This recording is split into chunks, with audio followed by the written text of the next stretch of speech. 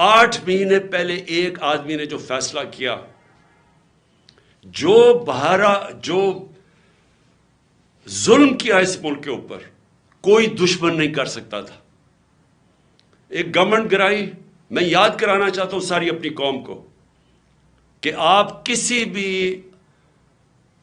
بھی گوگل کر لیں، پاکستان اکنامک سروے دیکھ لیں، کوئی بھی دیکھ لیں کہ جو گورنمنٹ گرائی گئی تھی وہ اس ملک کی تاریخ کے اندر سب سے زیادہ گروتھ ریٹ تھی. یعنی بڑھ رہی تھی، ترقی کر رہی تھی، دولت میں اضافہ ہو رہا تھا.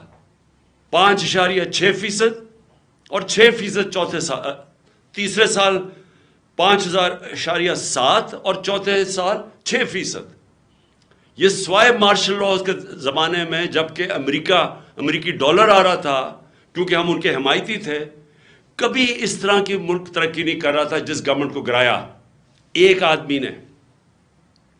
اور اس نے جو فیصلہ کیا، آج یہ قوم 8 مہینے کے بعد، ہم آج ادھر کھڑے ہیں جدھر آپ کسی شعبے سے، طبقے سے پوچھ لیں، بزنس مین سے پوچھ لیں، تاجروں سے پوچھ لیں، ایکسپورٹر سے پوچھ لیں، کسانوں سے پوچھ لیں، مزدوروں سے پوچھیں، تنخواہ دار لوگوں سے پوچھ لیں، کوئی پاکستان کا طبقہ، ریل اسٹیٹ والا پوچھ لیں کہ کدھر پاکستان کھڑا تھا 8 مہینے پہلے اور کس اندھیرے کے اندر آج پاکستان جا رہا ہے.